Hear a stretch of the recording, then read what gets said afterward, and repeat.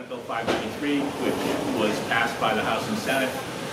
And it's on its way to the governor, and that is legislation that repeals the death penalty. The death penalty is an enormously complicated issue, particularly for those of us who have had loved ones taken from us by murder. I'm the survivor of 2 homicide victims. My father was shotgunned to death. My brother-in-law was killed by an FN 57 military assault pistol. And for those of us who have had the experience of having a loved one murdered, thinking what you do in the aftermath of a homicide is not an intellectual exercise. It's just part of the reality of our day-to-day lives. The people who are assembled here will speak about their own personal experience and the reason why, as survivors of murder victims, we oppose the death penalty. We, as people may be aware, the governor, in talking about capital punishment, has invoked the name of victims as a rationale for preserving the death penalty. And we are here to say that we've paid a very painful, harsh price for our ability to stand before you and to stand before him and say that we don't want killing in our name. We don't want the state to conduct the ritual killing of an incapacitated prisoner as some kind of tribute to our loss. The reality is the death penalty does not do the one thing that we all wish it could do, that we all wish would heaven, and that's to bring our loved one back. All it does is it ends up filling another coffin and creating another grieving family.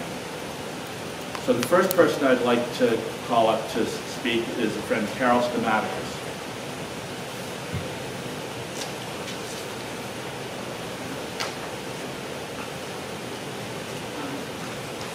Good morning. My name is Carol Schematicus. I live in Leominster, New Hampshire. I lost my father almost 21 years ago on the Thursday before the long Memorial Day weekend. My father, who was maintained a furniture store, was killed in what appeared to be a random act of violence. There was another shopkeeper in the same neighborhood killed around the same time period, and it was believed that robbery was the motive. The events that followed my father's death were not something that I expected. As the weeks turned to months, we heard and learned very little about the investigation. And eventually, our case became what's now commonly referred to as a cold case. I learned, unfortunately, that our family was not alone.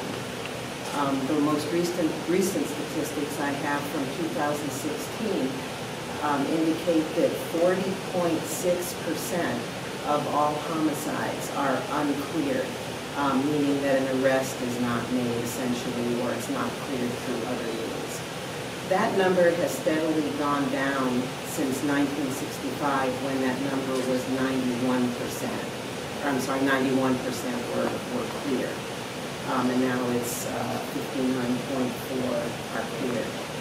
So there's many complicated reasons for that, but it always comes down to resources.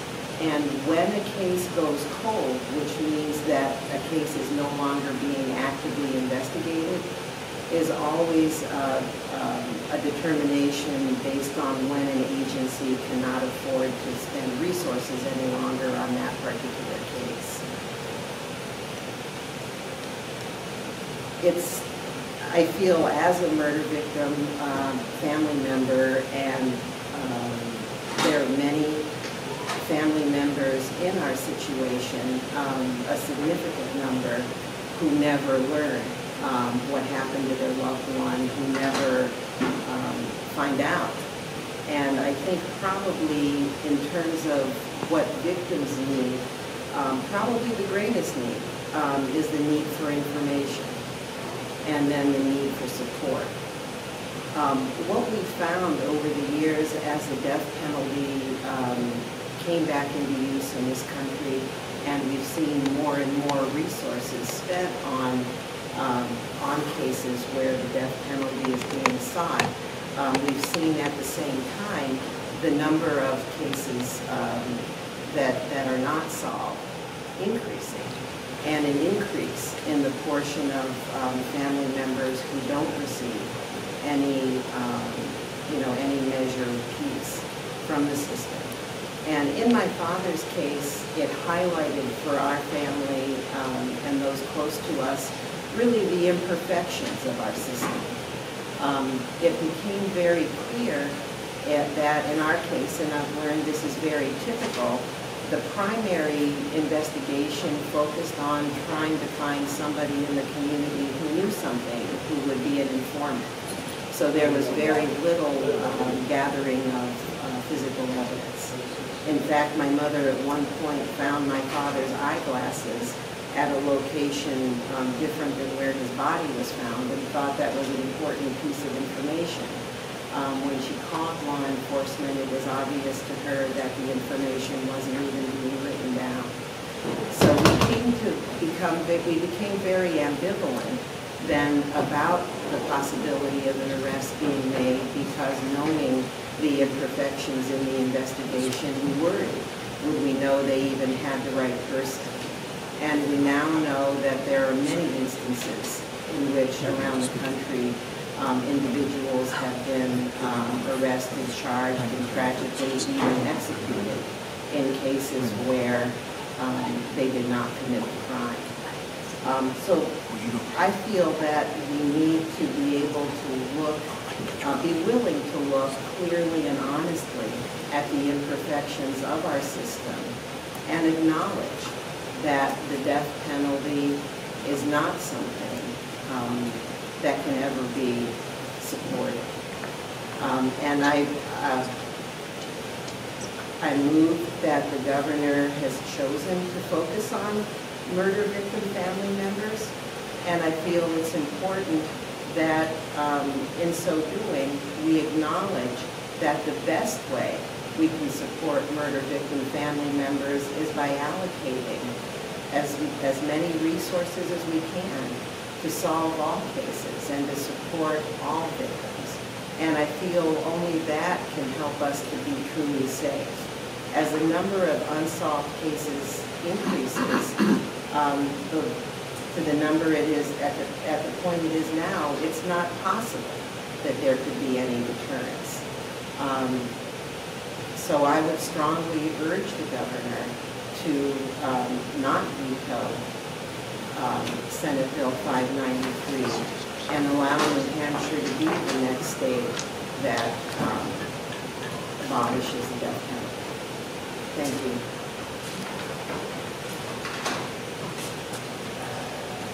Now I'd like to ask Laura Block, please.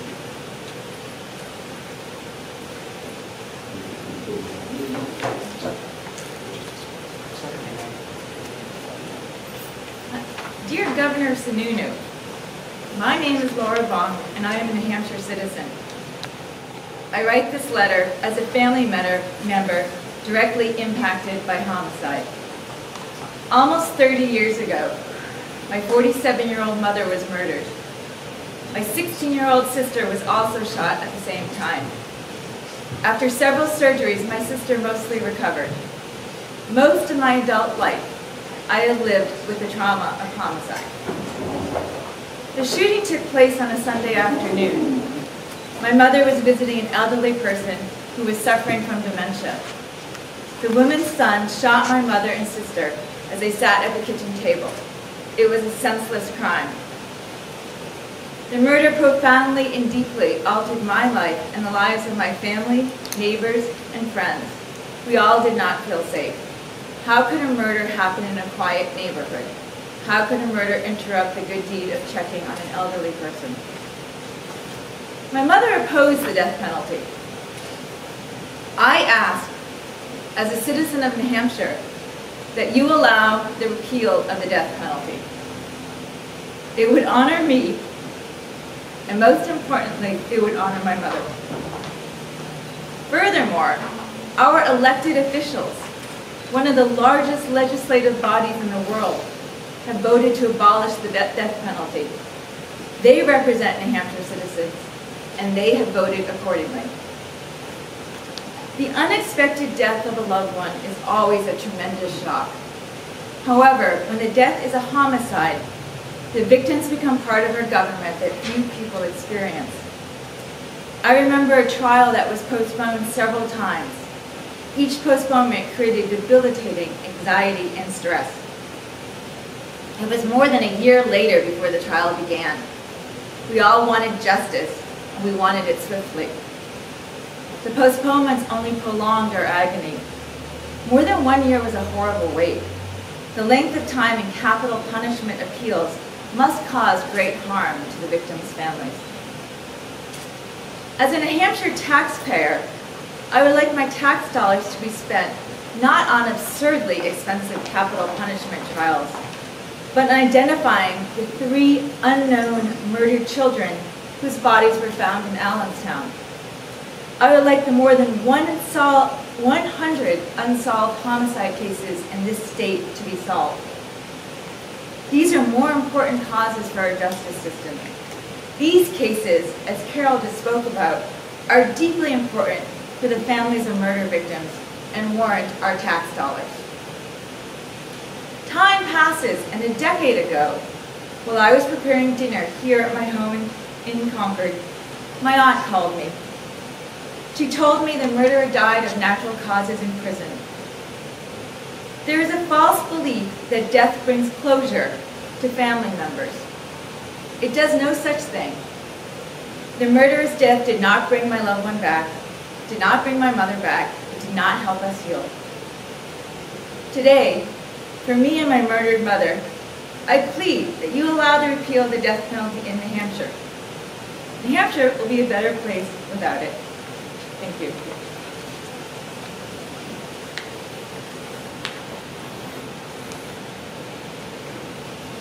Now we're going to have Blake Allison come forward.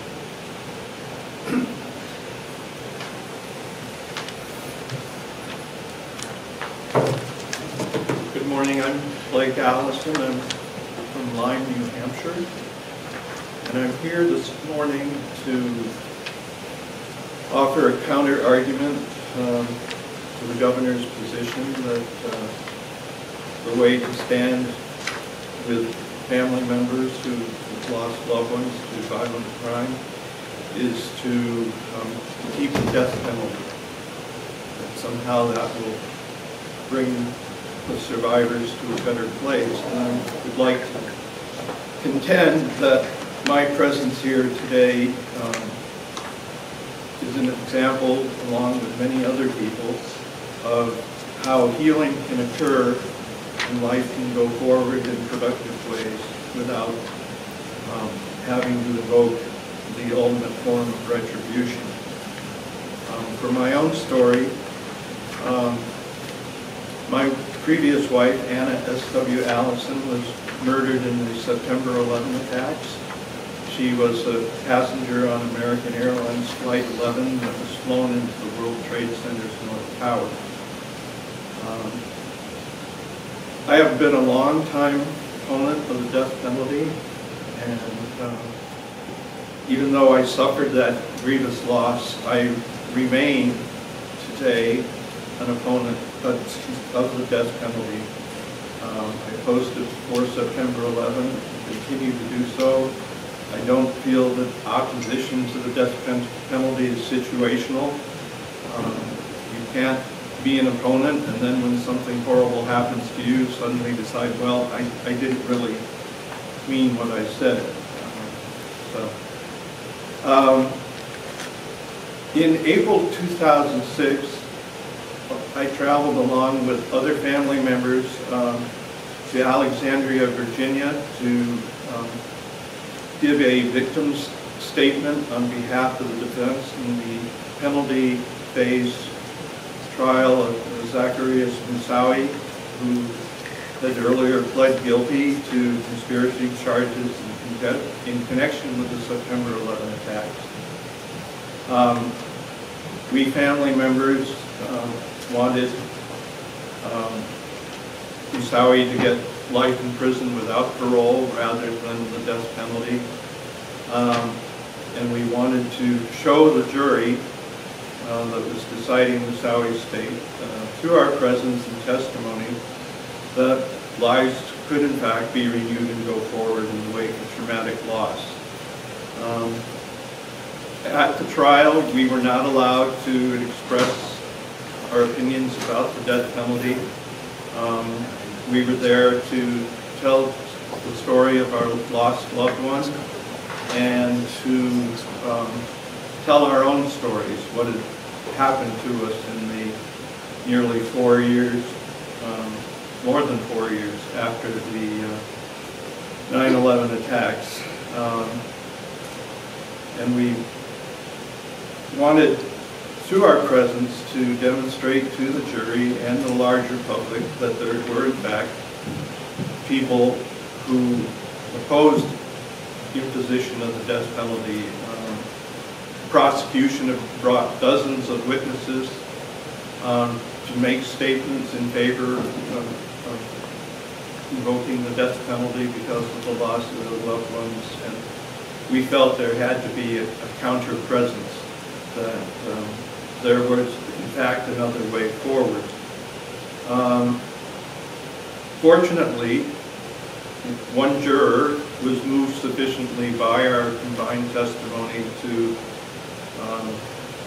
reject the imposition of the death penalty, and Moussaoui in fact did receive a life without parole sentence rather than death. So what I'm saying to the governor by being here today is not all family members feel that justice is served by imposing the death penalty. That we feel there are other ways to do that, punish someone for their transgressions, and we, by our own example, are here to say that we don't need the death penalty to help us go forward and have productive lives. We can do so by forgiving and being compassionate to those who have suffered, and hopefully we'll all get to a better place because of that. Thank you. Now, Andrea LeBlanc.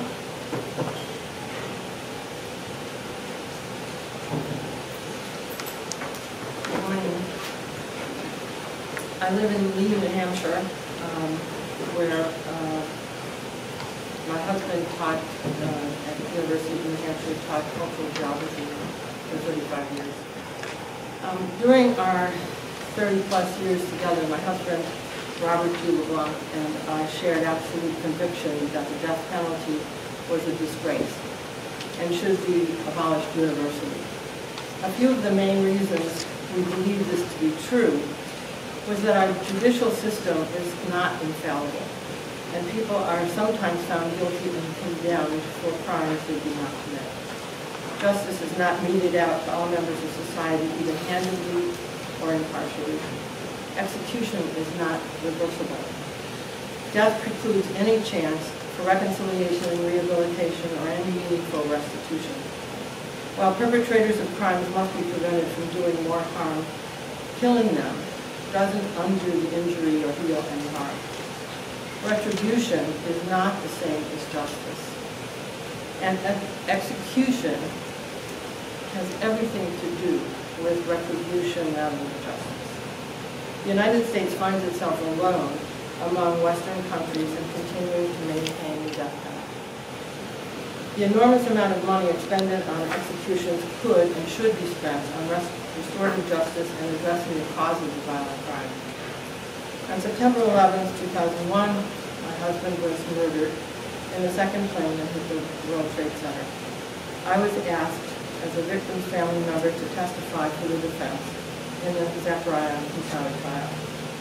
I thought long and hard about it, about what I believed and why I would do this.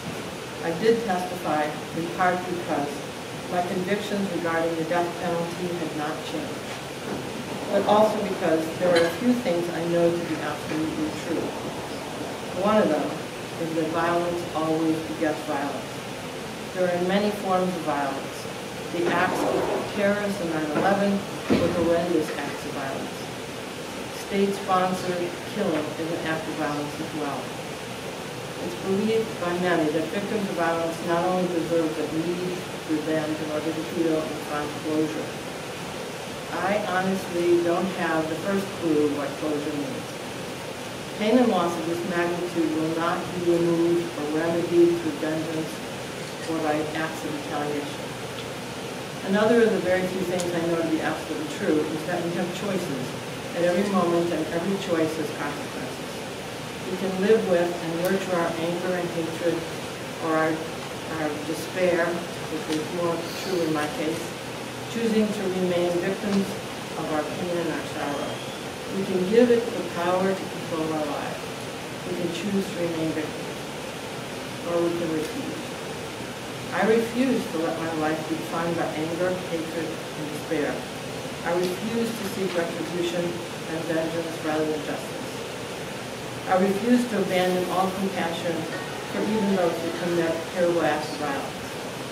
I refuse to be guilty of the same barbaric acts committed against me and my family. I refuse to give my permission to the government that represents me to kill in my name. And I urge Governor Sununu to please sign Senate Bill 593 and abolish the death penalty in New Hampshire.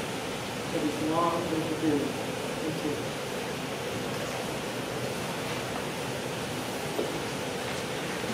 One of the things that I might note is that a number of us have requested numerous times for the opportunity to have a private conversation with Governor Sununu as murder victims' family members to talk about our experience and to help him, if we might come to understand that Senate Bill 593 should become law. And we're incredibly disappointed that he would not take the time to meet with us. Next person is Margaret Barker.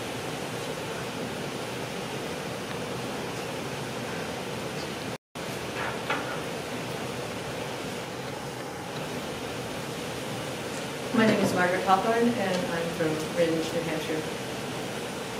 As a murder victim's family member, I strongly support abolition of the death penalty in New Hampshire. Citing concern for victims' family members, Governor Sununu has threatened to veto an abolition bill should it reach his desk. In April 2010, my daughter Molly McDougall, then 31, was shot in the face in Concord, New Hampshire, by a young man who took a fancy to her the moment he met her. When she declined his advances, he made a lethal response just 4 days after laying eyes on her.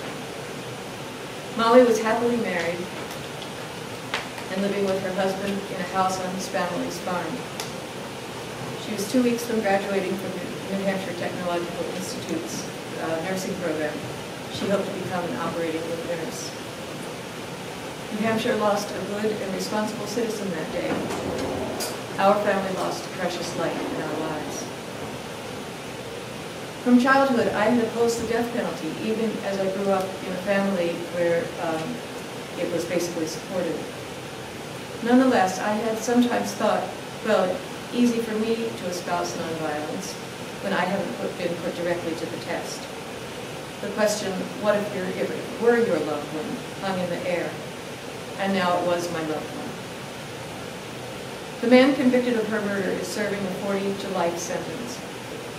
While the original charge was first-degree murder, the case did not qualify as capital. This came as a relief. We had enough trauma without the specter of a second death connected to our loss. The criminal justice system in New Hampshire served our family to the best of its ability, but nearly 8 years later, it doesn't come close to eliminating the pain over our daughter's death. I wouldn't want to endure the prolonged ordeal of appeals, publicity, etc., only to discover for myself, as many others have, that an execution seldom, if ever, brings peace of mind to the family that the family members anticipate. As another victim's family member describes it, healing is a process, not an event. Proponents of the death penalty often cite the feelings of victims' family members, as Governor Sununu has. For me, the best outcome would be to see the man who killed my daughter make a positive contribution of his life that he is now to live in prison. To see him do something constructive would be to give me back a tiny piece of the goodness that lived in my daughter. There is no promise this will happen, but an execution would guarantee it could. Here are 3 points to consider when taking victims' loved ones into account. First, the death penalty is potentially divisive among victims' families, as one crime is deemed more heinous than another, or one life is valued above another in the state's decision about which cases to prosecute as capital. Second, a 2012 Marquette University Law School study reported that victims' loved ones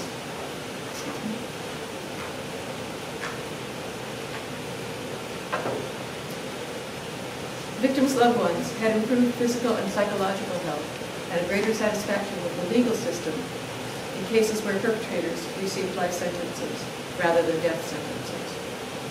And third, Lula Redmond, a Florida therapist who works with family members of murder victims, has said, more often than not, families of murder victims do not experience the relief they expected to feel at the execution. Taking a life doesn't fill that void, but it's generally not until after the execution that families realize this. I urge Governor Sununu not to veto abolition in my family's name or in my daughter's name. And now we'll hear from Arnie Alpert.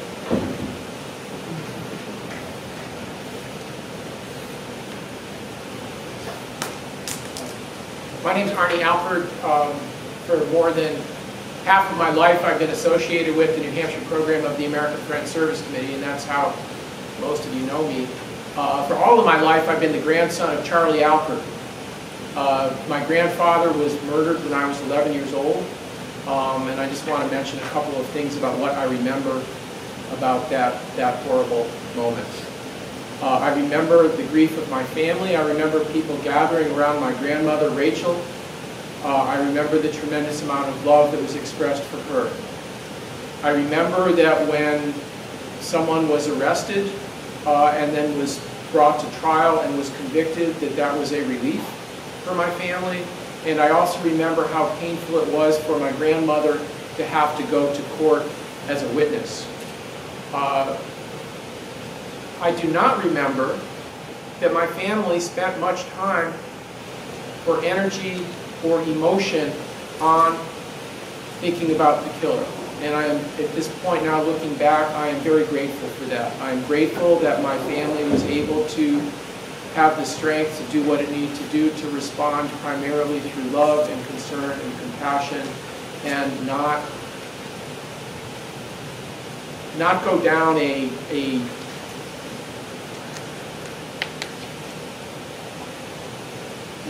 a path of wishing vengeance and retribution for someone who had taken our beloved family member, my grandfather, from us.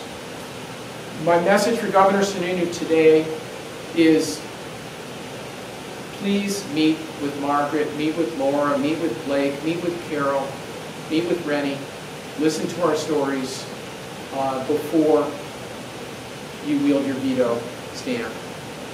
And after you listen to us, sign the repeal bill so that New Hampshire can live without the death penalty. Thank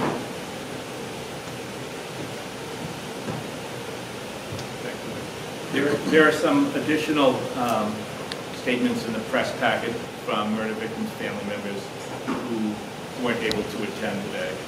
And I think there's a universal theme. The governor spoke often during this legislative session about the need to treat victims with dignity and respect. And as Arnie and others have alluded to, his refusal to even have a conversation for those of us who've closed caskets on bullet-riddled bodies of our loved ones before he acts in our name is not how you demonstrate respect and treat victims with dignity. One of the things we're going to do now is we're going to go over to the governor's office, and there are approximately over 50,000 signatures that are here that support repeal of the death penalty. We'll be delivering it to his office and to his staff. I guess before we leave, I would simply ask if there are any questions any of us could respond to. Rennie, what has been the nature of responses to your requests from the governor for a meeting? Have they just been ignored? Have you gotten polite email? What? No, well, we have been told that the governor's schedule is filled up and he doesn't have time to meet with us now. You know, Harold Parker, who's a member of the governor's staff, has been the person who has reached out to us, and some of us have had conversations with him. But as you well know, it's a little different between speaking to a staff member and speaking to the person who is the ultimate decider about whether or not the death penalty will be repealed. So there's no paper trail on these rejections or the requests from you? There's no email? It was all conversations with the department? Oh, yeah. Oh, there are. Yes, I mean, the number of us, these are not, there's been a number of separate individual emails and responses. Okay. If you need that, I'll just represent my conversations with you. I'd just like to see one email from someone in the governor's office explaining why I couldn't meet with you. Okay. Margaret will forward one to you. Thank you.